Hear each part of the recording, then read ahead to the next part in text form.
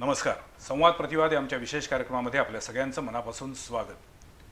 काही दिवसांपूर्वी व्हॉट्सअपला मी एक व्हिडिओ बघितला होता. चालता चालता एखादा माणूस अचानक कोलॅप्स होतोय. कुणी दुकानदार दुकानामध्ये उभा आहे, तो त्याचं काम करतोय आणि अचानक कोसळतोय. आपण सुद्धा अनेकदा असं म्हणतो, बोलतो, ऐकतो, पाहतो की अरे काल परवापर्यंत चालता फिरता माणूस होता, पण तो अचानक गेला. गेल्या काही वर्षामध्ये सातत्याने आपण बघत चाललोय की हृदयरोगाचं प्रमाण वाढत चाललेलं आहे. पूर्वी 40 नंतर 50 नंतर येणारा हा रोग आता तरुण मुलांमध्ये सुद्धा पसरू लागलाय. हृदयरोग का होतो, कशामुळे होतो, याच्यामध्ये आज आपण बोलणार नाही आहे. आपण आज जाणून घेणार आहोत हृदयरोग आल्यानंतर किंवा हृदयरोगाचा झटका आल्यानंतर जर त्याला तत्काळ काही उपाय करता आले तर त्या माणसाचं आयुष्य वाचू शकतं आणि त्या दृष्टीनं काय नेमके उपाय केले पाहिजे, काय प्रयत्न केले पाहिजे. सर्वसामान्य माणूस तुमच्या आमच्यासारख्या माणसानं जर हे टेक्निक शिकून घेतलं तर एखाद्या हृदयरोग्याला आपण जीवदान देऊ शकतो. ती आयुष्यातली खूप मोठी पुण्याई असेल. पण नेमकं त्या व्यक्तीला बेसिक लाईफ सपोर्ट म्हणून आपण काय केलं पाहिजे, कशा पद्धतीनं ट्रीट केलं पाहिजे. त्यावेळी प्रत्येक वेळी डॉक्टर असतीलच असं नाही, पण तिथं उपस्थित असलेल्या माणसानं जर या गोष्टी शिकून घेतल्या तर नक्कीच त्या हृदयरोगाचं आयुष्य वाढू शकतं. त्या हृदयरोग्याला एक प्रकारे पुनर्जन्म मिळू शकतो. आणि त्या दृष्टीनं आजचा हा एपिसोड मला करायचा आहे. त्यासाठी आज आमच्या स्टुडिओमध्ये बालरोग तज्ज्ञांच्या संघटनेचे काही महत्त्वाचे डॉक्टर आमच्या सोबत आहेत. मी स्वागत करतो डॉक्टर नरेंद्र नानिवडेकर यांचं. नमस्कार. आजच्या या चर्चेमध्ये सहभागी आहेत डॉक्टर निवेदिता पाटील, त्यांचंही स्वागत आहे. आणि तिसऱ्या डॉक्टर आहेत डॉक्टर किमया शहा. तिघांचंही स्वागत आहे. तुम्ही मला सांगितलं की 21 जुलै हा बालरोग तज्ज्ञांच्या संघटनेनं बेसिक लाईफ सपोर्ट दिन साजरा करायचं ठरवलं. तुमचं या विषयावरती संपूर्ण भारताच्या म्हणजे राष्ट्रीय स्तरावरती, देश स्तरावरती प्रयत्न सुरू आहेत, अभियान सुरू आहे. सो कोल्हापूरमध्ये सुद्धा याबद्दलचा अवेअरनेस, जनजागृती करण्यासाठी आपण आजचा एपिसोड करतोय. मला पहिल्यांदा तुम्हाला विचारायचं आहे, बेसिक लाईफ सपोर्ट हा ह्याच्यामध्ये काय काय अंतर्भाव असतो, म्हणजे नेमकं काय होतं? आता एक पहिली गोष्ट आपण स्पष्ट करूया की कुठलाही रुग्ण जो हृदयरोगी असेल किंवा कुठल्याही इतर कारणाने असेल, तो जेव्हा दगावतो म्हणजे त्याची हृदयक्रिया जेव्हा बंद पडते त्यावेळेस आपण त्याला पुन्हा जर हृदयक्रिया त्याची सुरू करायची असली तर काही सिंपल साध्या स्टेप्स घेत असतोय. त्याला आपण बेसिक लाईफ सपोर्ट असं म्हणतो. आता त्याच्यामध्ये दोन वेगवेगळ्या गोष्टी येतात. एक म्हणजे एक हॉस्पिटलमध्ये एक गंभीर रुग्ण आहे ज्याला आपण ट्रीटमेंट देतो आणि त्याची हृदयक्रिया बंद पडली तर त्याला पूर्ण कोड ब्लूनी पूर्ण हॉस्पिटलची टीम तयार असते, जी सगळ्या विशिष्ट पद्धतीने त्याला चेस्ट कंप्रेशन देते, त्याला काही इंजेक्शन्स देऊन त्याची हृदयक्रिया पुन्हा सुरू करण्याचा प्रयत्न करते. पण इथे आपण बोलणार आहोत ते आउट ऑफ हॉस्पिटल. हॉस्पिटलच्या बाहेर ज्यावेळेस एखादा माणूस कोलॅप्स होतो, आता तुमच्या हातामध्ये त्यावेळेस इंजेक्शन, औषधं, तुमच्याकडे काहीही साधनं नाही आहेत. पण आपण काही बेसिक गोष्टी लक्षात ठेवल्या की समजा त्या माणसाला आपण चेस्ट कंप्रेशन्स दिली आणि शक्य असल्यास त्याला श्वास जर दिला आणि तोपर्यंत पॅरामेडिकची किंवा हॉस्पिटलमधली एखादी टीम तत्काळ धावून आली आणि ती पुढची ट्रीटमेंट करू शकली तर तो महत्त्वाचा वेळ जो आहे त्या महत्त्वाच्या वेळेला त्या पेशंटच्या हृदयाला आपण पंप केल्यामुळे त्याच्या सगळ्या महत्त्वाच्या ऑर्गन्सना, मुख्य मेंदू, हृदय, या दोन ऑर्गन्सना रक्तपुरवठा चालू राहतो आणि त्याच्यामुळे होणारा डॅमेज टळतो आणि मग आपण त्याला वाचवू शकतो. हे त्यातलं प्रमुख तत्व आहे. तर हे बेसिक लाईफ सपोर्ट हे आपण मेनली आत्ता चर्चा म्हणजे ह्याच्याबद्दल आपल्याला बोलायचं आहे. बेसिक लाईफ सपोर्टची काही प्रात्यक्षिकं सुद्धा आपण बघणार आहोत. पण त्यापूर्वी मला किमयाशा मॅडम तुम्हाला विचारायचं आहे, सरांनी सांगितलं की एखाद्या माणसाला हार्ट अटॅक आल्यानंतर त्याला वाचवण्यासाठी आपल्याला काय प्रयत्न करता येतील किंवा प्रथमोपचार त्याला आपण म्हणू काय करता येतील, अशा पद्धतीचे कोणत्याही पद्धतीची साधनं नसताना, औषधं नसताना. पण मुळात सर्वसामान्य माणसाला हे कळणार कसं की त्या माणसाला अटॅक आलाय? बऱ्याचदा तो चक्करीत पडला असेल, त्याला फिट आली असेल, तो हार्ट अटॅक त्याला आहे हे कळण्याचे काही त्याचे नॉर्म्स असतात का, काही लक्षणं असतात का? आता हा माणूस जो कोणी पडलेला आहे त्याच्यामध्ये आम्ही पहिल्यांदा असं बघतो आहे की पहिल्यांदा तो जागा होतो आहे का, किंवा त्याला आपण हात मारल्यानंतर समजतंय का, त्याला काही सेन्स आहे का. जर त्याला काही सेन्स नसेल तर मात्र हे प्रथमोपचार करायचे आहेत. पण समजा तुम्हाला असं वाटलं की तुम्ही हात मारल्यानंतर तो बघतो आहे किंवा डोळे उघडतो आहे किंवा तो तुम्हाला रिस्पॉन्स देतो आहे, तर अशा माणसामध्ये चेस्ट कॉम्प्रेशन्स किंवा हृदयावरती त्याच्या दाब दाब द्यायचा नाही आहे. ओके. पण जो माणूस तुम्ही जेव्हा त्याला हाक मारल्यानंतर सुद्धा रिस्पॉन्सच देत नाही आहे, अशा माणसाला मात्र ताबडतोब करायला पाहिजेत, कारण त्याचा अर्थ असा झाला की त्याच्या मेंदूपर्यंत रक्तपुरवठा जात नाहीये, त्याच्या हृदयापर्यंत रक्तपुरवठा जात नाही, त्याचं हृदय बंद पडलेलं आहे. तर अशा व्यक्तीमध्ये हे करायचं आहे. मला तुम्हाला विचारायचं आहे, एखाद्या माणसाचं हृदय बंद पडल्यानंतर ते पुन्हा सुरू होऊ शकतं असं मी वाचलंय, पण तो कालावधी किती असतो? तर कालावधी जर थंड हवेत हे झालं असेल, आपण बऱ्याच वेळा बघतो की बर्फाच्या किंवा जिथं टेम्परेचर खूप लो आहे तिथं जर एखादा माणूस पडला असेल तर हृदय अर्ध्या तासानंतर सुद्धा चालू होऊ शकतं. बर. परंतु आता या टेम्परेचरला जर बघितलं आपल्या देशाच्या टेम्परेचरला, तर इतका अर्धा तासाचा कालावधी मिळत नाही. पण शक्य असेल तितकं म्हणजे या ह्याच्यामध्ये 10-15 मिनिटांनी सुद्धा उपयोग झालेला आहे. त्यामुळे ज्यावेळी आपण बघतो एखादा व्यक्ती, जसं मॅडमनी सांगितलं की तुम्ही म्हणाल की हृदय बंद पडलं, हे सामान्य माणसाने कसं ओळखायचं, तर त्याच्या खांद्यावर हे देऊन, त्याला स्टिम्युलस देऊन हाक मारून जागा आहे का हे बघायचं. आपल्याला खात्री झाली की तो बेशुद्ध आहे की त्याला तो श्वास घेतोय का बघायचं. आता छाती जेव्हा वर खाली होत असते तेव्हा आपल्याला कळतं की श्वास घेतोय. जर जागाही नाहीये आणि श्वासही घेत नाही, याचा अर्थ त्याचं हृदय बंद पडले असण्याची शक्यता आहे. त्यामुळे याला किती वेळ गेला असेल, मी देऊन काही उपयोग होईल का, असा विचार न करता, असा विचार करून की काय असेल ते असेल, मी माझे प्रयत्न केला पाहिजे. त्यामुळे काही विचार न करता तिथं हजर असलेल्या माणसांनी त्याला जर चेस्ट कंप्रेशन दिलं तर डेफिनेटली त्या माणसाची वाचण्याची शक्यता खूप जास्त होते. तुम्ही चेस्ट कंप्रेशन म्हणताय, पण ते छातीच्या मध्यावरती देऊन उपयोग नाही. तो जो दाब द्यायचा आहे तो डाव्या बाजूलाच द्यावा लागेल ना? नाही, त्याचे गाईडलाईन्स आहेत. म्हणजे आपल्याकडे असं सगळ्यांना माहिती आहे दिल कहाँ आहे, हृदय कुठे आहे, तर डाव्या बाजूला आहे. सो ते डाव्या बाजूला द्यावा लागतो का? नाही, तसं नाहीये. त्याचं कसं आहे, आमच्याकडे बाहुल्या आहेत त्या की ज्याचा वापर करून आपण त्यांना हा लँडमार्क शिकवतो की डॉक्टर नसलेल्या माणसाला की छातीवर नक्की कुठे दाब द्यायचा, की जो दिला तर त्याच्यावर परिणाम होईल. आपल्याला काय करायचंय की मणका आणि वरचं जे हाड आहे त्याच्यामध्ये हृदयाला दाब बसावा असा दाब द्यायचा आहे. चेस्ट कंप्रेशन कसं करतात त्याचं डेमॉन्स्ट्रेशन बघूया. त्यांनी पाहिलं की हा पेशंट रिस्पॉन्स देत नाहीये, त्याचा श्वासही चालू नाही आणि त्याचा हृदयाची क्रियासुद्धा चालू नाही, त्याचा पल्स हाताला लागत नाही आहे. अशा वेळेस त्या माणसाला चेस्ट कंप्रेशन देणं गरजेचं आहे. त्यांनी मदतीसाठी हाक मारलेली आहे आणि आता चेस्ट कंप्रेशन देण्यासाठी 2 निपलच्या मधली रेष धरून बरोबर मध्यावरती त्यांनी दाब द्यायला सुरुवात केलेली आहे. हा दाब मिनिटाला, हा सुरुवातीला 30 आणि त्याच्यानंतर 2 श्वास अशा पद्धतीने सुरू केला जाईल. मिनिटाला 100 ते 120 चेस्ट कंप्रेशन्स दिली जातील. 30 कंप्रेशन झाली की मान तिरकी करून पेशंटचं नाक दाबून त्याला श्वास कृत्रिम देऊन 1-2 श्वासांनी त्याच्या फुफ्फुसामध्ये पुरेसा ऑक्सिजन भरेल एवढं काम केलेलं आहे. त्यानंतर त्यांनी पुन्हा चेस्ट कंप्रेशन सुरू केलं आहे. बरेचदा अशा वेळेस काही मिनिटातच मदत येऊ शकते. ती मदत आल्यानंतर 2 माणसं हे काम करतात. त्यामुळे एक माणूस छातीवरती दाब देणं म्हणजे चेस्ट कंप्रेशनचं काम करतं आणि दुसरा माणूस त्याला 2 श्वास द्यायचं काम करतं. या इथे अजून एक गोष्ट केली जाते. समजा उपलब्ध असेल तर ऑटोमेटेड एक्सटर्नल डिफिब्रिलेटर, म्हणजे त्या पेशंटच्या हृदयाची गती थांबण्याच्या मागे त्याच्या हृदयाचं विचित्र चालणं जर असेल तर त्याला शॉक देऊन त्याचं हृदय व्यवस्थित पुन्हा करता येऊ शकतं, हे बघता येतं. तर तो शॉक द्यायसाठी एक ऑटोमेटेड एक्सटर्नल डिफिब्रिलेटर नावाचं मशीन असतं. ते स्वतःच ओळखतं की याला शॉकची गरज आहे का नाही आहे. जोपर्यंत पुढची मदत येत नाही तोपर्यंत आपण हे चेस्ट कंप्रेशन देत राहतो. जेव्हा पॅरामेडिक्स किंवा दुसरे कोणी येतात त्यास ते पेशंटला टेक ओव्हर करतात आणि त्याला ICUमध्ये हलवायचं काम करतात.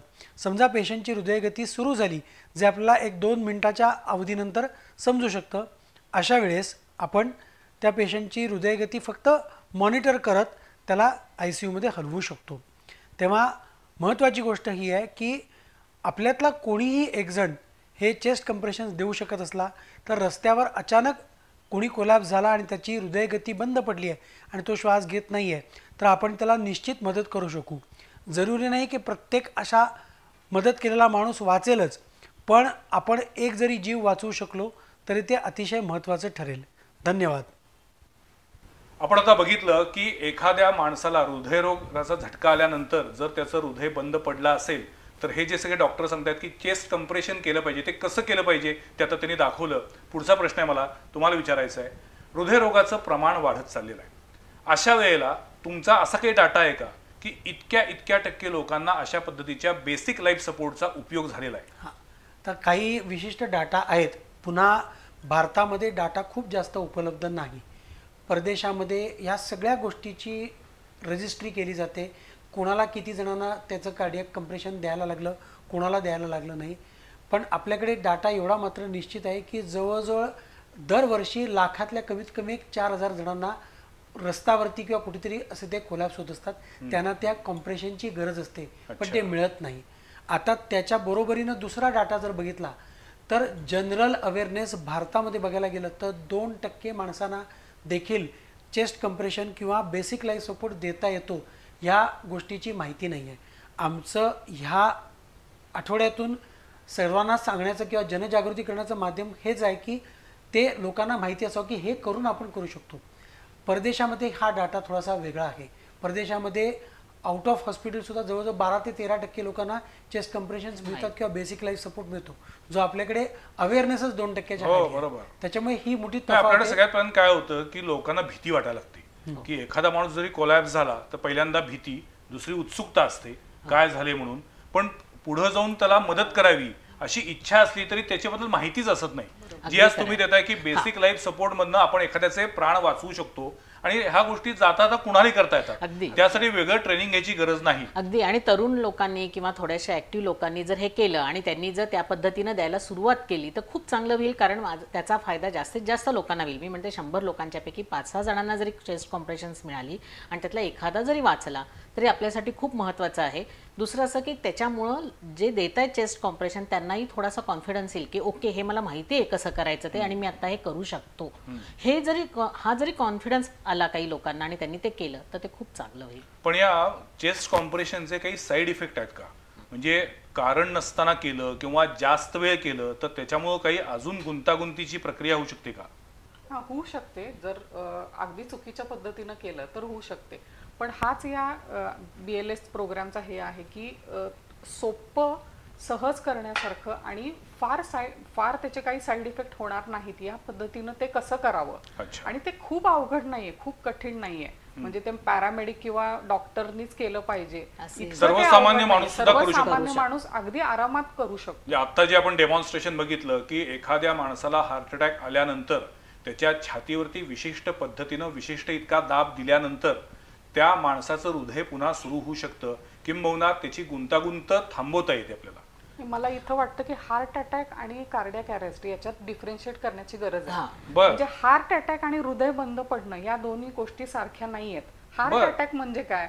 हार्ट अटॅक म्हणजे हृदयाला रक्त पुरवणं आणि रक्तवाहिनी, ज्याला आपण कोरोनरी सगळेच ओळखतो, ती ब्लॉक झाली तर हृदयाच्या एका भागाला रक्त मिळत नाही आणि तो काम करत नाही, त्याला हार्ट अटॅक म्हणतात. त्याचे सिम्पटम काय? छातीत दुखणं, घाम येणं, दरदरून, डाव्या हाताला पण कळ जाते त्याची आणि जळजळल्यासारखं होतं, तो हार्ट अटॅक. हार्ट अटॅकच्या वेळी पेशंट बेशुद्ध असेल असं नाही. तो बऱ्याच वेळा सांगतो की मला, तुम्ही म्हणता ते हार्ट फेल म्हणायचं का? नाही, हार्ट फेलियर पण वेगळी गोष्ट आहे. पण हे कार्डियक अरेस्ट म्हणजे अचानक हृदय बंद पडण्याची क्रिया होती. त्याची कारण भरपूर असू शकतील. सगळ्यात महत्वाची गोष्ट, हार्ट अटॅक वेगळा आणि कार्डियक अरेस्ट वेगळा. कार्डियक अरेस्टचं एक कारण हार्ट अटॅक असू शकेल, पण आता आपण जे BLS म्हणतो आहोत किंवा जे आपण देणार आहोत, ज्याला आम्ही जीवन संजीवनी असंही एक नाव दिलेलं आहे, ते मुळात आपण ज्यांचं हार्ट अचानक बंद होऊन जी माणसं कोलॅप्स होतात त्यांच्यावर. एखाद्याला हार्ट अटॅक आलाय आणि त्याला छातीत दुखतंय, प्रचंड घाम सुटलाय, तर त्यावेळी हे बेसिक लाईफ सपोर्ट करायचं नाही. त्यावेळी तुम्हाला वेळ आहे, तुम्ही त्याला तात्काळ दवाखान्यात घेऊन जा. कारण त्यावेळेला पेशंट शुद्धीत असतो, पेशंट सांगू शकतो, त्यामुळे अशा पेशंटवरती हे करायचं नाहीये. ज्याचं हृदय बंद पडलेलं आहे त्याला काय करायचं ह्याचं हे प्रशिक्षण. अतिशय महत्वाचा मुद्दा, हृदय बंद पडल्यानंतर बेसिक लाईफ सपोर्ट इथून त्याची सुरुवात होते. आणि महत्वाची गोष्ट ह्यांनी सांगितल्याप्रमाणे बेसिक लाईफ सपोर्ट म्हणजे जे बंद पडलेलं हृदय आहे त्या हृदयातून सर्व शरीराला रक्त तात्पुरतं का होईना मिळावं यासाठी ही कंप्रेशन्स आपण देत असतो, जेणेकरून मगाशी सांगितल्याप्रमाणे मेंदू आणखीन खुद्द हृदयाला, स्वतःला, हृदयाच्या जे स्नायू आहेत त्यांना सुद्धा तो रक्त पुरवठा होणं अत्यंत गरजेचं असतं. एक प्रकारे हृदयाचं पंपिंग पुन्हा सुरू करायसाठी आपण ते प्रयत्न करतो. कारण त्याच्यामुळे काय होतं की जरी तो पेशंट नंतर जगला तरी त्याचे महत्वाचे अवयव काम केले गेले पाहिजेत. नाही जर त्याला जर मिळालाच नाही हा रक्तपुरवठा तर त्याचे ते अवयव काम करणार नाहीत, जसे मेंदू किंवा हृदय. आणि मग हृदयच जर परत सुरू झालं नाही तर आपल्या ह्या सगळ्या खटाटोपीचा काहीच अर्थ नाही आहे. म्हणून हे कॉम्प्रेशन्स देणं खूप गरजेचं आहे. आता आपण हार्ट कॉम्प्रेशन बद्दल बोलू, त्याच्या पुढचा BLS मधला टप्पा काय असतो? आता त्याला दुसरं कसं आहे की इथे सर्वसामान्य माणसांना ह्या गोष्टी जमतीलच असं नाही, पण एखादा माणूस जर त्याच्यात थोडासा पुढे शिकला तर त्याला मला पुढचं काम करता येतं. आता आम्ही जे टप्पे सांगितले त्याप्रमाणे त्या माणसाला आम्ही बघतो की तो जागा आहे का, त्याचा श्वास चालू आहे का, शक्य असेल तर त्याची नाडी बघणं, माणूस किती मोठा आहे किंवा लहान मूल आहे का त्याप्रमाणे त्याची नाडी कुठे बघायची ह्याचे काही संकेत आहेत. ते संकेत घेऊन आपण त्याची नाडी बघितली आणि समजलं की ह्याचं हृदय चालू नाही, त्यास आपण त्याला आपण कंप्रेशन्स द्यायला सुरुवात केली. पण फक्त कंप्रेशन्सनी काम होत नाही, कारण त्यांनी तुम्ही फक्त हृदयाचं पंपिंग करत असता, त्याला ऑक्सिजनही आपल्याला द्यावा लागत असतोय. आणि हा ऑक्सिजन पुन्हा रस्त्यावरती आपण कुठनं देणार आहोत. तर एक लक्षात ठेवायचं की मी जो श्वास सोडतोय, आपण श्वास घेताना 21% ऑक्सिजन आपल्या फुफ्फुसात घेतोय, कारण हवेमध्ये 21% ऑक्सिजन आहे. मी ज्यावेळेस श्वास सोडतो त्यावेळेस तो जवळजवळ 17% असतो, म्हणजे ऑक्सिजन शून्य नसतो. माझ्या तोंडाने मी त्याला कृत्रिम श्वास देऊ शकतो. अच्छा. कोरोनाच्या काळामध्ये आता तो थोडासा गोंधळ निर्माण झाला होता, लोकांच्या डोक्यात 4 वेळा विचारत होतं की त्याच्यामुळे मला करोना होईल का. पण एक साधा विचार आपण असा करूया की माझ्या घरात न जाणं कोणाच्या बाबतीत असं घडलं तर मला करोना होईल या भीतीने मी त्याला कृत्रिम श्वास द्यायचा नाही का. तर माझं उत्तर असं असेल की मी त्याला श्वास देईन, मला काय व्हायचं ते नंतर पुढे बघता येईल. पण तो कृत्रिम श्वास हा नंतरचा आहे, त्याचेही काही आडाखे असतात. जर एकच माणूस हे काम करतोय तर 30 कंप्रेशन्स नंतर 2 श्वास त्याला द्यायचे. ते 2 श्वास दिले की त्याला थोडा का होईना ऑक्सिजन मिळतो. ते झाल्यानंतर पुन्हा 30 कंप्रेशन्स दिली, असं 30-2 असं चालू ठेवायचं. समजा मला मदतीला कोणतरी माणूस तोपर्यंत आला तर मग एकदा 2 मिनिटासाठी ह्या माणसाने कंप्रेशन दिलं, त्यानंतर दुसरा माणूस त्याला कंप्रेशन देतो. कारण प्रत्यक्षात ते चेस्ट कंप्रेशन देणं हे फिजिकली एक्झॉस्टिंग म्हणजे खूप दमवणारी गोष्ट असते. मग हे आपण चेंज करत राहतो, म्हणजे आपली एनर्जी व्यवस्थित शाबूत राहते. हे करत असताना तिसरा माणूस येऊन त्याला तिसरं अजून एक महत्त्वाची गोष्ट जी आज भारतात सगळीकडे उपलब्ध असेल असं नाही, पण ऑटोमेटेड एक्सटर्नल डिफिब्रिलेटर शॉक देण्याची. एक्झॅक्टली. परदेशात किंवा एअरपोर्टवर आता आपल्याला बघायला मिळतं. एअरपोर्टला, मॉलला, मोठ्या थिएटर्समध्ये आता अपेक्षित आहे की ते असावं. तर माहिती असेल तर आपण हाक मारून सांगू शकतो की तो AED आम्ही त्याला म्हणतो तो घेऊन या. तो घेऊन तो जोडलात तुम्ही तर ऑटोमेटेड असल्यामुळे अनेक AEDs ते स्वतः ओळखतात की ह्याचं हृदय बंद पडले, ते हृदय कामच करत नाही की त्या हृदयाला एक थरथर आहे नुसती, की त्या थरथरीला शॉक दिला तर काम बघतंय. नुसतं हृदय बंद पडलं असेल त्याला शॉकचा काही उपयोग नसतोय. म्हणून आम्ही त्याला म्हणतो की याला शॉकेबल आहे का शॉकेबल नाही आहे. तर ते AED ओळखायचं काम करतं. समजा तो शॉकेबल रिदम असेल तर तो ऑटोमॅटिकली त्याला शॉक देतो. शॉक दिल्यामुळे झटका बसल्यासारखं त्या हार्टला हे झटका एक मिळाला की त्याचे सगळे स्नायू पुन्हा कदाचित चालू हळूहळू सुरू होण्याची शक्यता असते. पण ते AED जे काही तुमचं मशीन आहे त्याला इलेक्ट्रिकची सप्लायची गरज असत नाही, चार्ज करून ठेवलेलं असतं ते, त्यामुळे त्याला गरज नाही लागत. त्यावेळेला ते डायरेक्ट डिस्चार्ज म्हणजे ते डायरेक्ट शॉक देतं, त्यामुळे ते चार्ज केलेलं असतं. त्यावेळेला लाईटची गरज नसते त्याला, इलेक्ट्रिक कनेक्शन. आणि मग ते ऑटोमॅटिक असल्यामुळं त्या हृदयाला ज्या क्षमतेचा शॉक पाहिजे तेवढाच ते कॅल्क्युलेट करून आपलं आपण व्यवस्थित. पण आता ते भारतामध्ये अजून फारसं सगळीकडे आलेलं नाहीये. खरं तर आता ते वाढलं पाहिजे. तुम्ही जर बघितलं तर पण तुमची संघटना अशा पद्धतीची AED वाटण्यासाठी काही प्रयत्न करणार आहे का? आधी लोकांना त्याचा वापर समजला पाहिजे, मग आपण ते वाटण्याचा प्रयत्न केला पाहिजे. आता आमचा पहिला प्रयत्न तोच चाललाय की निदान लोकांना त्याचा अवेअरनेस येऊ दे, त्यांना चेस्ट कॉम्प्रेशन कशी द्यायची हे तरी आधी कळू देत. ते झाल्यानंतर आपण नक्कीच ह्याचा विचार करू. मला असं म्हणायचं की विदिन नेक्स्ट 5 years मला असं वाटतं की नक्कीच हे अवेलेबल होतील सगळीकडेच. आपण ज्या दुसऱ्या टप्प्यामध्ये बोलत होतो त्याच्यामध्ये त्या माणसाला कृत्रिमरित्या श्वास द्यायचा, म्हणजे त्या माणसाच्या तोंडात तोंड घालून त्याला एक प्रकारे त्याच्यात फुंकर सोडायची. बरोबर. ही साधारण किती सेकंदाची प्रक्रिया असली पाहिजे? तो फुंकरही जास्त झाला नाही, जसं आता नानवडे कसं झाले की 30 वेळा तुम्ही कॉम्प्रेशन दिल्यानंतर 2 श्वास द्यायचे, पण तो श्वास किती सेकंदाचा असला पाहिजे? बरोबर आहे. म्हणजे फार मोठा श्वास घेऊन श्वास द्यायची गरज नसते. आपण नेहमी जो श्वास घेतो तसाच श्वास द्यायचा आणि श्वास द्यायचा त्याच्यामध्ये 1 सेकंदात 1 श्वास गेला पाहिजे. खूप फास्ट आणि जोरात श्वास द्यायचा नाही. नाही तर काय होतं, ते फुफ्फुसात जायच्या ऐवजी पोटात जातं आणि पोट फुगतं. पोट फुगलं की ते फुफ्फुसातही जात नाही आणि पोटातलं जे कंटेंट आहे ते वरती येण्याची शक्यता असते आणि पोट फुगलं तर फुफ्फुसाची ऍक्टिव्हिटी पण कमी होते. त्यामुळे नॉर्मल श्वास घ्यायचा आणि ओव्हर 1 सेकंड एक श्वास द्यायचा आणि 2च श्वास द्यायचे. जर आपल्याला असं वाटलं की माझा श्वास व्यवस्थित जातो की नाही, तर काही शंका असेल तर प्रयत्न करायचा, पण फार वेळ घालवायचा नाही. कारण चेस्ट कंप्रेशन हे जास्त महत्वाचं आहे. आपल्याला हृदय चालू करणं म्हणजे चालू ठेवणं हे महत्वाचं आहे. तर चेस्ट कंप्रेशननी काय नेहमीसारखा रक्तपुरवठा जात नाही, 20%च जातो नॉर्मलच्या, पण त्या क्षणी तेवढा रक्तपुरवठा त्या माणसाला जिवंत ठेवण्यासाठी सफिशियंट असतो. म्हणजे आपण जशी फुग्यात हवा भरताना पूर्ण ताकद लावून भरतो, नॉर्मल श्वास घ्यायचा आणि नॉर्मल ब्रेथ द्यायचा. आणि आपण मगाशी बघितलं तसं की ते जे दाब देतो आहोत आपण, ते किती खोल जायला पाहिजे, ते देताना त्याच्यावर किती प्रेशर असलं पाहिजे, आपल्या हाताची काय पोझिशन असली पाहिजे, ह्या सगळ्याच गोष्टी खूप महत्त्वाच्या आहेत. आणि त्या गोष्टींच्या आधी तसे कॉम्प्रेशन जाणं हे सगळ्यात महत्त्वाचं आहे. श्वास हा त्याच्यानंतरची गोष्ट आहे. त्यामुळे श्वासमध्ये फार वेळ न घालवता परत येऊन परत चेस्ट कॉम्प्रेशन दिलीच पाहिजे त्या माणसाने, असं आहे. पण ही चेस्ट कॉम्प्रेशनची सायकल किती वेळा करायची? दमेपर्यंत असं आम्ही म्हणतो. जर तुम्हाला कुठेही दुसरी मदत मिळाली नाही तर तो माणूस एक्झॉस्ट होईपर्यंत त्यानं हे केलं पाहिजे. करणारा माणूस एक्झॉस्ट होईपर्यंत नाही, तसं नाही. पण समजा एखादा माणूस दुर्दैवानं असा आपल्याला दिसला कुठे की ज्याचं कार्डियक अरेस्ट झालेलं आहे, ज्याचं हृदय बंद पडलेलं आहे, माणसांची गर्दी झाली, कोंडाळा तयार झालं आणि त्यावेळेला पहिल्यानं प्रयत्न केला पण काही उपयोग झाला नाही, तर दुसऱ्यानं प्रयत्न केला. इन द मेन टाइम 100% ॲम्ब्युलन्सला बोलवलं पाहिजे, हॉस्पिटलमध्ये त्या रुग्णाला नेण्यासाठी प्रयत्न केला पाहिजे. पण जे हे करायचं त्याला आपण म्हणतो छातीवरती जो दाब द्यायचा आहे तो साधारण किती मिनिटं असला पाहिजे? कसं होतं की ही 30 दाब आणि 2 श्वास हे 5 सायकल झाले की साधारण 2 मिनिट होतात. 2 मिनिटानंतर आपण जे करतोय त्याचा उपयोग झाला की नाही हे कसं बघायचं, तर त्याची नाडी बघायची आणि श्वास बघायचा. तो जर श्वास घेत असेल तर मग तुम्हाला चेस्ट कम्प्रेशन करण्याची गरज नाही, याचा अर्थ हृदय आणि हे सुरू झालेलं आहे, मग त्याला तुम्ही हॉस्पिटलला शिफ्ट करू शकता. 2 मिनिटांनी तुमच्या लक्षात आलं की नाही अजून काहीच हालचाल नाहीये, श्वास नाहीये, ठोके नाहीये, तर ती सायकल कंटिन्यू करायची. आता तुम्ही खूप वेळ हे चालू ठेवलं, अर्धा तास गाईडलाईन साधारण मला वाटतं आहेत की अर्धा तास तुम्ही 30 मिनिट तुम्ही चालू ठेवू शकता. त्यानंतर शक्यता कमी असते पेशंट त्यातून बाहेर येण्याची. पण ही 2-2 मिनिटाची सायकल, आता आम्ही दोघे जर असू तर आम्ही दोघे अल्टरनेट 2-2 मिनिटाची सायकल करायची, कारण मी जर दमले तर माझा दाब कमी पडतो, मग त्याचा काही उपयोग होत नाही. त्यामुळे जर आम्ही दमून गेलो आणि या आल्या नवीन तर त्यांनी कंटिन्यू करायचं की इफेक्टिव्ह चेस्ट कॉम्प्रेशन होईल. अच्छा, मला सांगा, एखादा 20 वर्षाचा तरुण आहे, अत्यंत अशक्त आहे, पुरुष आहे, बारीक हडकुळ आहे, आणि एखादा 50 वर्षाचा चांगला पैलवान आहे, दोघांच्याही शरीर रचनेमध्ये खूप फरक आहे. मग अशा वेळेला तुम्ही जे काही चेस्ट कॉम्प्रेशन करताय त्याचा दाब जो द्यायचा आहे तो पण कमी जास्त असेल ना? मोठ्या माणसांमध्ये खूप जास्त फरक पडत नाही. रफ ॲडल्ट जी रिकमेंडेशन आहे ती 5 सेंटीमीटरची, की 5 सेंटीमीटर त्याला दाब दिला गेला पाहिजे.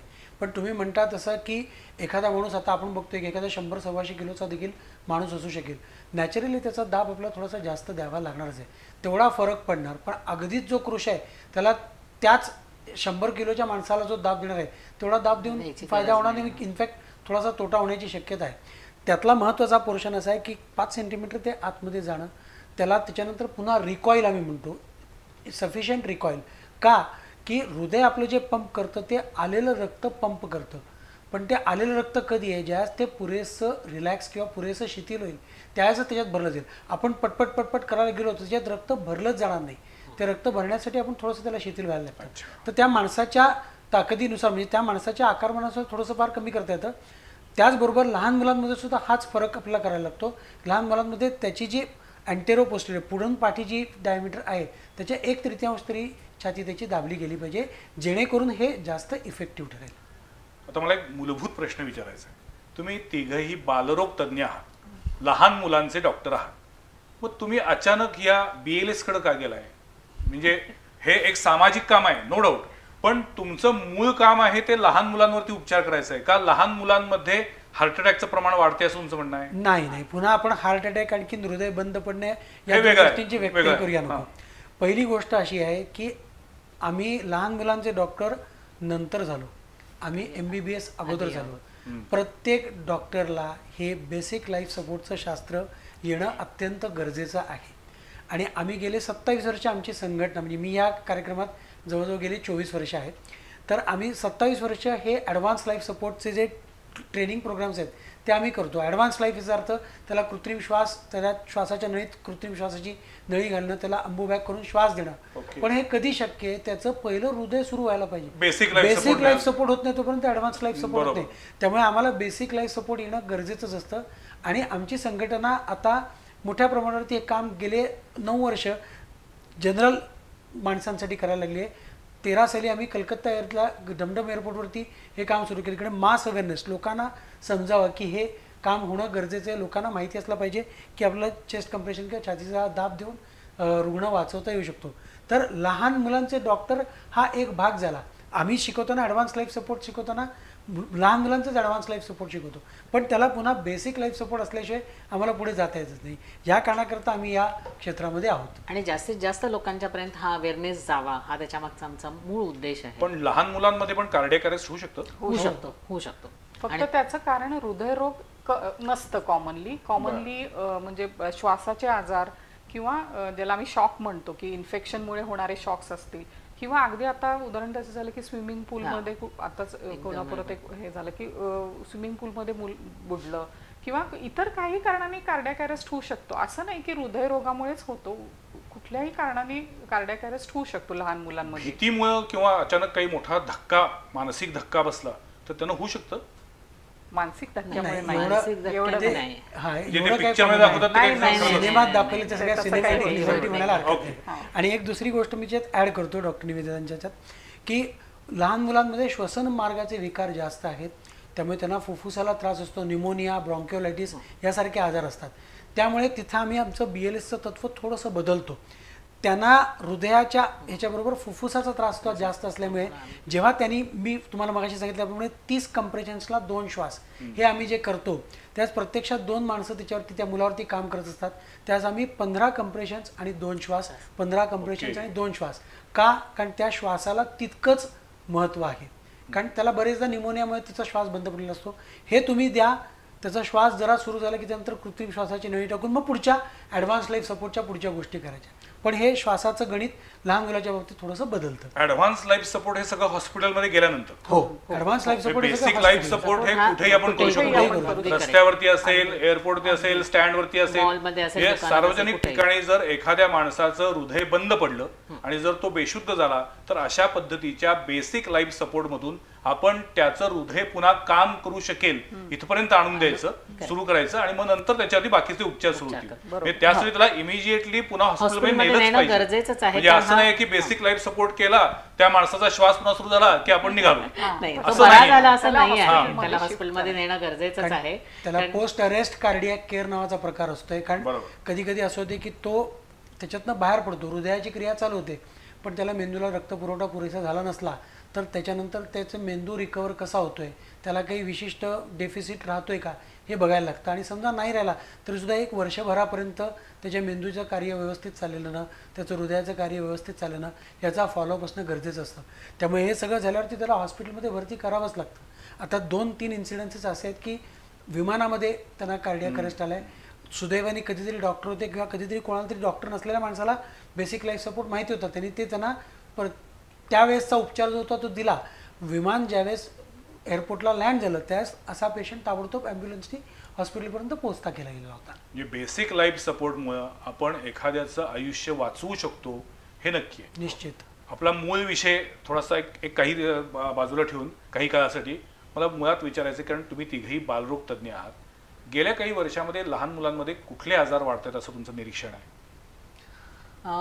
परत म्हणजे इन्फेक्शन, ज्याला आपण इन्फेक्शनमुळे होणारे आजार जे आहेत, ज्याच्यामध्ये निमोनिया आहे, आता कोविड होता मधल्या काळामध्ये, बऱ्यापैकी मोठ्या प्रमाणामध्ये कोविड पण मुलांना. पण तुम्हाला मॅडम खरं सांगू का की गेल्या काही वर्षामध्ये हा इन्फेक्शन शब्द वाढलेला आहे.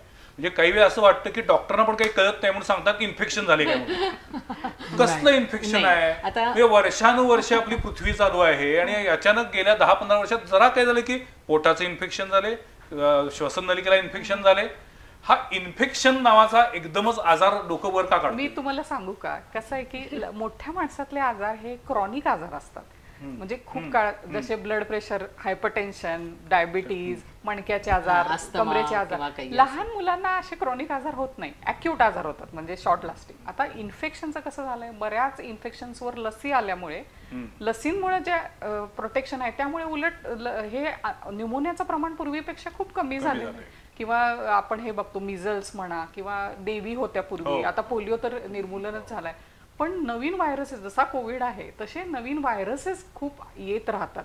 त्याला इमर्जिंग इन्फेक्शियस डिझीज आम्ही म्हणतो. तसेच काही नवीन बॅक्टेरिया येतात आणि मुलांना होणारे आजार हे 80% इन्फेक्शन्स असतात. म्हणजे इन्फेक्शन्स हेच कॉमनली होतात आणि सुदैवाने 80% सेल्फ लिमिटिंग असतात. खूप कमी असे असतात की जे गंभीर होतात. दिवस पॅरेंट्स घरात थांबत नाहीत असं आमचं म्हणणं आहे. आमचं उलट म्हणणं असं आहे की एखादा ताप आला 2 दिवस वाट बघा, सिरियस होतं असे तर लगेच हॉस्पिटलमध्ये न्या. नाही तर आमच्याकडे आम्ही सगळे बालरोग तज्ज्ञ त्यांना आल्यानंतर सांगतो की हे तापाचं औषध आहे, हे द्या.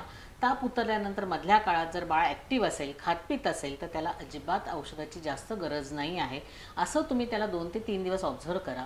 3ऱ्या दिवसानंतर सुद्धा जर ताप राहिला तर आपण पुढच्या तपासण्या किंवा काही गरज असेल तर त्याप्रमाणे औषधं देऊ, ज्याला आपण अँटीबायोटिक म्हणू किंवा अँटीव्हायरल असू, ती सुद्धा आपण पहिल्या 72 ते 96 तासामध्ये आम्ही 3 ते 4 दिवस नाही. अतिशय महत्वाचा मुद्दा आहे. काय झालंय की गेल्या काही वर्षामध्ये हम दो हमारे दो वरना तर ते हम दो हमारा एक इथपर्यंत आले. त्यामुळे आई वडिलांचा संपूर्ण कॉन्सन्ट्रेशन फोकस त्या एका मुलावरती असतो आणि मग त्याचा अतिरेकी त्याची काळजी घेतली जाते. म्हणजे एवढं जरी झालं असलं तरी काय माझ्या बाळाला फार मोठा आजार जडलाय असं आई वडीलच गर्भगीत होतात आणि नको तेवढा औषधांचा मारा सुरू करतात. अगदी बरोबर आहे. तर ही परिस्थिती बदलली पाहिजे. आणि आहार, आणखीन हवा प्रदूषण याचाही मुलांच्या आरोग्यावरती परिणाम होतो. आम्ही झोनोटिक डिसीजेस म्हणतो ती म्हणजे आणि हवेच्या प्रदूषणामुळे म्हणजे बेसिकली वेगवेगळ्या प्राण्यांच्यातनं येणारे आजार, आणखीन हवेतल्या बदलामुळे म्हणजे एन्व्हायरमेंटल चेंजेसमुळे येणारे आजार आहेत, ह्याचं प्रमाण जास्त ॲलर्जी आणि बालदमा जे आहे त्याचं प्रमाण थोडं वाढलं. आणि त्यांनी सांगितल्याप्रमाणे 80% इन्फेक्शन्स. आता दुसरा फक्त डोकं वर काढलंय त्यांनी ऑलरेडी, ते मात्र काही नॉन कम्युनिकेबल डिसीजेस आहेत. म्हणजे जे इन्फेक्शस म्हणजे एकाच दुसऱ्याला जातं. आता तुम्ही म्हणाल त्याप्रमाणे हम दो हमारा एक म्हटल्यावरती त्या मुलावरती सगळं कॉन्सन्ट्रेशन केल्यामुळे प्रॉब्लेम असा व्हायला लागलेला आहे की त्याचं खाणं पिणं सुद्धा अति व्हायला लागलेलं आहे. त्याच्यामुळे लठ्ठपणा आणि त्या लठ्ठपणाशी निगडीत बाकीचे विकार हे वाढायला लागले. बरं, तो लठ्ठपणा झालाय हे मान्य करून घ्यायला पालक तयार नसतात. त्यामुळे तो एक भाग सुदृढ आहे असंच वाटायला लागतं. ते जाड आहे हे कोणी कबूल करत नाही. आणि दुसरा भाग त्याच्यातला असा आहे की त्यामुळे त्या मुलाला पुढे आयुष्यामध्ये भविष्यात डायबिटीज, ब्लड प्रेशर या सगळ्या आजारांचा सामना करावा लागणार आहे. तेव्हा त्या दृष्टीने आपण बघणं गरजेचं आहे. आणि आत्ताच्या काळातला कदाचित आपण तात्पुरता म्हणूया किंवा कदाचित माहितीने पुढे सुद्धा चालू राहील की मोबाईलमुळे आता मुलांच्या कम्युनिकेशन स्किल्स वरती प्रचंड वाईट परिणाम झाला. स्क्रीन ॲडिक्शन आहे आणि कम्युनिकेबल फिजिकल ऍक्टिव्हिटी पण कमी झाली. म्हणजे याचा खरं सांगायचं तर कोविडचा जो मोठा काही परिणाम आहे तो आपल्याला पुढच्या 5-1 वर्षामध्ये जो मुलांच्या वरती सगळ्यात जास्त होणार आहे तो दिसून येणार आहे की काय झालेलं आहे. कारण आता आमच्याकडे काही पेशंट येतात की जे शाळेत, मुलं आता शाळा सुरू झाल्यात, मुलं शाळेत जायला लागल्यानंतर लगेच त्यांना बरं वाटत नाहीये, पोटात दुखतं आहे, त्यांना शाळेत जायला आवडत नाहीये किंवा पहिले छान दिवस 8 दिवस जातात, नंतर एक कुरबुरी सुरू होतात, असंही प्रमाण यायला लागलेलं आहे कारण त्यांना शाळेची सवयच गेलेली आहे. खरंय. अनेक आयांच्या मनातला एक जिव्हाळ्याचा प्रश्न विचारतो, आमचा बाया खात नाही, आमची मुलगी खातच नाही, तिच्या माग भरवत भरवत पळायचं, खा रे बाबा, मग मोबाईल हातात द्यायचा, मग अजून काहीतरी आमिष दाखवायचं आणि मग त्याला भरवायचं. मला तुम्हाला विचारायचंय, डॉक्टर म्हणून सांगा, सायंटिफिकली सांगा की खरं तर मुलाचं, कुठलंही मूल असू दे, त्याला भूक लागली की ते खाणार आणि जर त्याला भूक नसेल तर ते खाणार नाही. इतका साधा सोपा नियम त्यांना लावायचा का? अगदी अगदी हाच नियम लावायचा. आणि यामध्ये फक्त मी अजून एक ऍड करते, भूक लागल्यानंतर खायला द्यायचं, त्याच्यामध्ये चॉकलेट, गोळ्या, बिस्किट, बेकरी प्रोडक्ट्स हे टोटल बंद व्हायला पाहिजे. कारण रोज एक किंडर गार्डन, रोज एक चॉकलेट अशा पद्धतीनं मुलांना खायला घालणं हे अजिबातच हेल्दी. तमाम आयांनो ऐका, आमचं बाळ, आमचा बाया, आमची बाई खात नाही म्हणून त्यांच्या मागं पळायचं, भरवायचं. म्हणजे आजकाल तर सो कॉल्ड व्हाईट कॉलर जे म्हणून घेतात त्यांच्याकडे तर ते बाळाला भरवणं, मुलाला खाऊ घालणं हा एक इव्हेंट सोहळा असतो. आणि मग ते कुठेही ट्रिपला गेले, कोणा पाहुण्यांकडे गेले तरी माझं बाळ खात नाहीये, तो जेवतच नाही, ही जी तक्रार आहे त्याचं काय करायचा प्रश्न पडलाय. हा घरोघरी झालेला एक नवा संसर्गजन्य आजार झालेला आहे. मला याच्यावर एक सांगायचं आहे अगदी की भुकेची जाणीव मुलांना झाली पाहिजे. मुलांना लहानपणापासून असं नाही वाटलं पाहिजे की मी जेवून आई वडिलांवर उपकार करतोय. ही भावना जेव्हा रुजते ना तेव्हा मग मुलं हे आणि मग त्या अन्नाबद्दल पण आदर राहत नाही. आणि सगळ्यात महत्वाचं आहे की आपण सुद्धा विचार करा की भूक लागल्यानंतर खाण्याचा जो आनंद आहे त्याच्यानंतर परत खावंसं वाटणार नाही, तर त्या मुलांना लिटरली ओव्हर इटिंग होतं. प्रत्येक घड्याळाच्या काट्याप्रमाणे त्यांना खायला दिलं जातं. त्या मधल्या वेळात ते मूल खेळलंय तरी का नुसतंच झोपलं होतं का, त्यानं काही ऍक्टिव्हिटी केली का, त्याला खरंच भूक लागली का, पहिलं खाल्लेलं पचलं का, हे सुद्धा न बघता पुढचं फीड दिलं जातं, त्याला पुढचं अन्न दिलं जातं. त्यामुळे त्या मुलाला खाण्यातला आनंदच मिळत नाही. ऍक्च्युली ना eating time should not be a fighting time असं एक स्लोगनच पाहिजे माहितीये का, कारण तरच ती मुलं आनंदाने खाऊ शकतील असं मला वाटतं. एपिसोड मधला हा सगळ्यात महत्वाचा भाग आहे बरं का. हो, त्यात अजून मी एक गोष्ट ऍड करीन की आम्ही जो लहान मुलांच्या आयांना किंवा वडिलांना जो सल्ला देतो तो हा असतो की त्या मुलाला काय खायला द्यायचं हे तुम्ही ठरवा, त्या मुलाला किती खायचे ते त्याला ठरवलं. आणि साधा सिंपल ठोकताळा असतो. त्या मुलाची उंची आणि वजन याचा तक्ता आम्ही रेग्युलरली मांडत असतो. त्या तक्त्यावरती ज्यावेळेस दिसतं की त्या मुलाची उंची व्यवस्थित वाढते, त्या मुलाचं वजन व्यवस्थित वाढते, अशा वेळेस आमचा त्यांना पुढचा प्रश्न असतो की माणसाने का खायचं, मुलांनी का खायचं, मग त्याची वाढ व्हायला पाहिजे. तुमच्या मुलाची वाढ व्यवस्थित होते याचा अर्थ जे काय खाणं चाललंय ते व्यवस्थित चाललेलं आहे, तेव्हा तुम्ही त्याच्यावरती जोर जबरदस्ती करण्यामध्ये काही अर्थ नाही. हा मगाशी तुम्ही म्हणलेल्या एका मुलाच्या सिंड्रोमचा हा प्रॉब्लेम आहे, दुसरं काही नाही. कारण त्या पूर्वी 8-8, 10-10 मुलं जेव्हा अतिरेक होत चाललाय. मी घरोघरी बघतोय की मुलाला भरवणं हा इतका वेडेपणा चालू असतो. खा रे बाबा. आणि तुम्हाला म्हटलं की त्यातनं त्या मुलांना वेगळी आमिष दाखवली जातात. हे आणखीन वाईट आहे. आपल्याकडे भुकेला कोंडा आणि निजेला धोंडा अशी म्हण होती. ज्याला भूक लागलेली आहे त्याला कोंडा जरी खायला दिला तरी तो आनंदाने खातो आणि तो पचतो. आणि खाणं ही एक लर्निंग ऑपॉर्च्युनिटी. तो फील जो असतो अन्नाचा फील, त्याचा वास, रंग, याच्यातून मुलाची डेव्हलपमेंट होते. आजकाल ते चमचा घेऊन मागं पळत असतात, ते मूल पळत असतं, मागं आई पळत असती, आजी आजोबा मागणं खा रे बाबा, खा रे बाबा. काय कमाल झाली. आता काय झालं माहिती, आमच्या लहानपणी खायचं असेल तर खा, नाहीतर गप्प बैस. त्यामुळं आईचं मनस्वास्थ्य बिघडतं. या परिस्थितीपर्यंत सध्या आलेलं आहे खाणं इतकं की ते मूल खाल्लं नाही म्हणून आई स्वतःला दोष देते, तिला खूप डिस्टर्बन्स येतो, तिची झोप नीट होत नाही, या लेवल पर्यंत आलेला आहे. तो एक मानसिक आजार होत चालला. एनिवे, जसं आपण बेसिक लाईफ सपोर्ट बद्दल बोलतोय तसं मुलांच्या बाबतीत हे बेसिक लाईफचे काही संस्कार आपल्याला द्यायला लागतील असं मला वाटतं. आपण मूळ मुद्द्याकडे येऊया. बेसिक लाईफ सपोर्ट बद्दल तुम्ही आम्हाला सांगितलं, पण बेसिक लाईफ सपोर्ट करण्यासाठी वेगळ्या काही संसाधनांची काही गरज असत नाही ना. ती घेतली तर अजून चांगलं होईल अशा म्हणजे आता आम्ही जे ट्रेनिंग देणार होतो, आता आम्ही 17 जुलै ते 24 जुलै असं आम्ही पूर्ण एक आठवडा हा सप्ताह BLS अवेअरनेस वीक म्हणून आम्ही करतो आहोत. तर त्यामध्ये आम्ही काय केलेलं आहे की आमच्याकडे ज्या भावल्या आहेत, ज्या डमीज आहेत, त्यांच्यावरती आम्ही लोकांना हे हँड्स ऑन ट्रेनिंग देणार आहोत. नुसतं डेमॉन्स्ट्रेशन नाही, आम्ही त्यांना स्वतःलाही करायला लावणार आहे. म्हणजे त्यांना फील येईल की किती डीप जायचंय, किती जोर द्यायचा आहे, कशा पद्धतीनं द्यायचं आहे. कारण सांगणं आणि प्रत्यक्ष करणं याच्यामधला जो फरक आहे तो कमी होण्यासाठी आम्ही त्यांना हँड्स ऑन ट्रेनिंग देणार आहोत. बालरोग तज्ज्ञांच्या संघटनेच्या या डॉक्टरांनी ज्या पद्धतीनं बेसिक लाईफ सपोर्ट बद्दल जनजागृती व्हावी यासाठी ही मोहीम सुरू केली आहे. आजच्या या एपिसोडमध्ये आमचा हाच प्रयत्न होता की एखाद्या व्यक्तीचं जेव्हा हृदय काम करणं बंद करतं तेव्हा तिथं त्याचा इमिजिएटली मृत्यू आला असं समजून न जाता जर त्याच्यावरती काही आपण बेसिक लाईफ सपोर्टचे प्रयत्न केले तर कदाचित त्या व्यक्तीला जीवदान मिळू शकतं. आणि त्या दृष्टीनं हे सगळे डॉक्टर आपलं नेहमीचं काम बाजूला ठेवून त्याच्या बरोबरीनं समाजासाठी हा उपक्रम राबवत आहेत. बेसिक लाईफ सपोर्ट लोकांपर्यंत पोहोचावं यासाठी त्यांची धडपड आहे. आज त्याच उद्देशानं आजचा हा आम्ही एपिसोड घेतलेला होता. आमच्या या एपिसोडमध्ये हे तीनही डॉक्टर आले, मनमोकळेपणानं खरं बोलले, याबद्दल मी त्यांचे आभार मानतो. थँक्यू. पुढच्या सोमवारी पाहायला विसरू नका आणखीन एका विषयावरील चर्चा संवाद प्रतिवाद मध्ये. नमस्कार.